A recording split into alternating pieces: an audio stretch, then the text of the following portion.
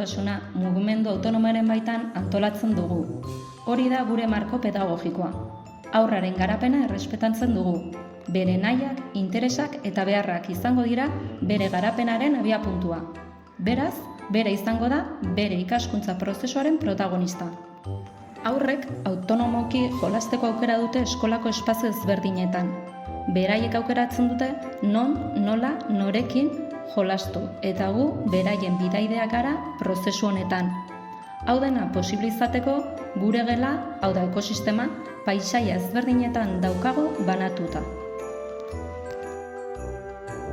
Goizero, 9 eta 10 bitartean, haurrak eta familiak eskolara etortzen zarete pixkanaka.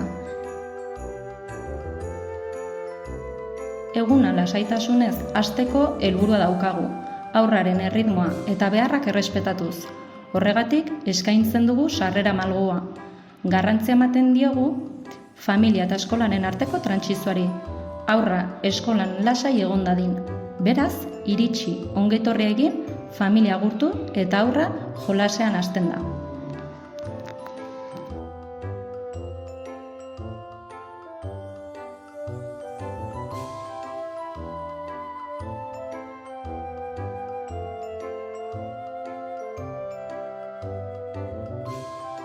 Mugimenduaren gunean, igo, jetxi, salto, ezkutatu, desagertu, agertu egin dezakete. Horrela, alderdi motorra eta sozioemozionala lantzen dituzte. Beraien gaitasunak eta mugak frogatu eta neurtzen dituzte eta pixkanaka beraien nortasunak garatzen doaz.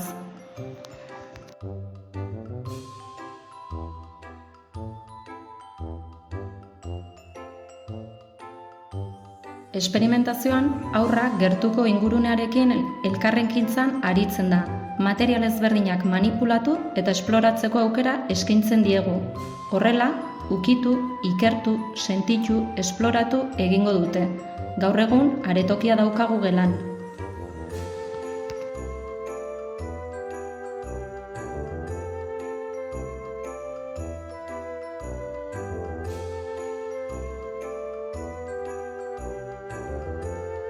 Arte espazioan adierazmena eta sormena lantzea da xedea, baina gainera motrizitate fina ere lantzen dute.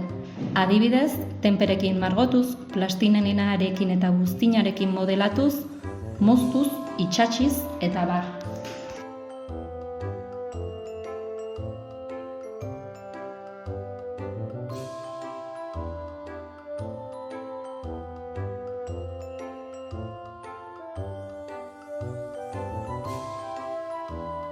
Simbolikoan, haurrak errealitateko egoerak simulatzen ditu. Honen helburua, haurrak errealitateko egoerak guztiz bereganatu ezin dituenak imitatzea da.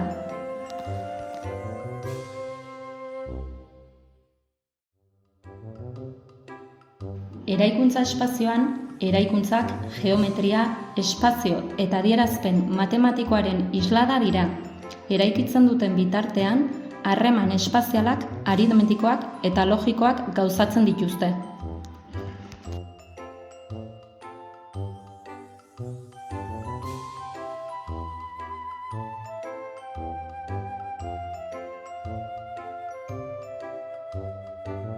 Psikomotrizitate gelan, gorputz mugimenduaren bitartez, haurrek gorputzak eskaintzen dizkien aukera eta mugekin esperimentatzen dute. Ondorioz, gorputza bera sentitzen, sumatzen, nabaritzen edo ezagutzen dute. Prozesu honetan, batetik haurrek beren gorputzean konfiantza irabazten dute eta koordinazio mailan hobetzen laguntzen die.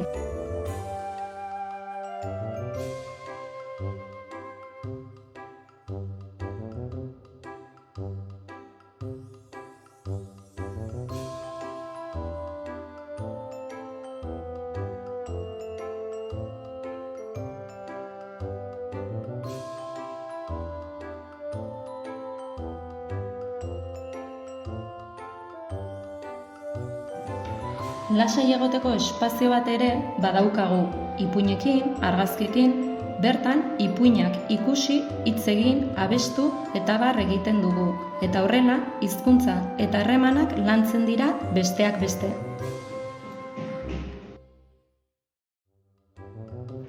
Noizbehinka, ekintza bereziak egiten ditugu. Jolas heuristikoa, material ezberdinekin esperimentatu, proiektutxoak.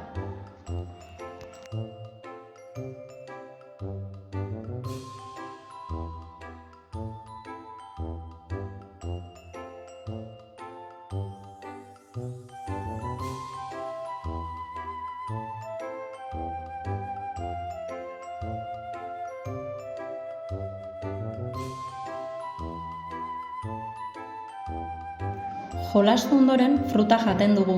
Momentu honetan, lasaitasun gunea gure topagune bihurtzen da.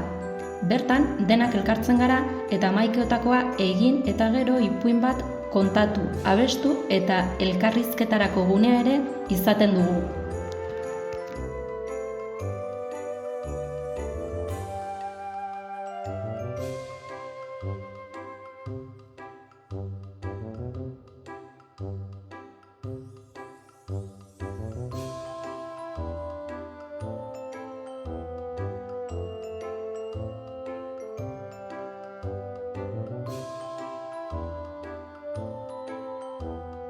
Ondoren, kanpo espaziora joaten gara. Hemen ere, material ezberdinak eskaintzen zaizki aurrei, eta horiekin jolasten dute. Mugimendua, esperimentazioa, jolas simbolikoa, musika, abar.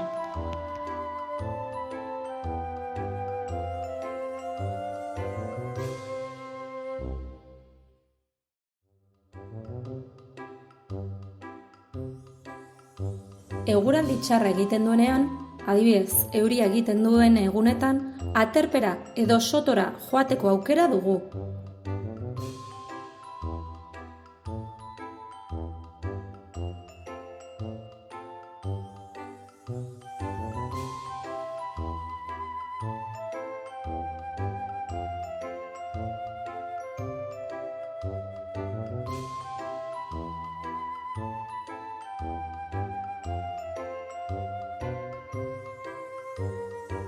Kanpoan zein barruan, etengabe saiatzen gara haurren autonomia bultzatzen.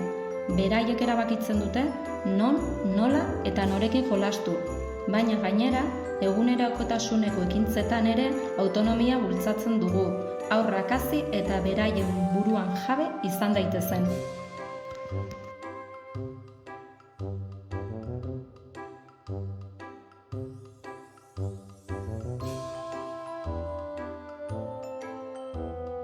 Haur batzuk eskolan bazkaltzen dute. Eskolak jangela zerbitzua eskaintzen du, sukalde propioarekin. Hau da, eskolako instalazioetan sukaldea dago eta menua egunero bertan prestatzen da.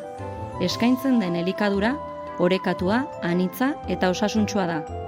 Elikadurari, autonomiari eta garbitasunari buruzko ohiturak sustatzen dira. Hau, elkarrekin bizitzeko espazioa delarik.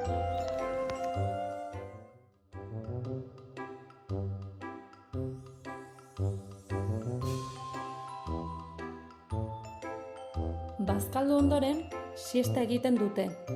Esnatzean, gelako espazioetan edo kanpo espazioan jolasten dute. Gero, dena batu eta etxera doaz denak. Eta horrela, amaiera ematen diogu egunari.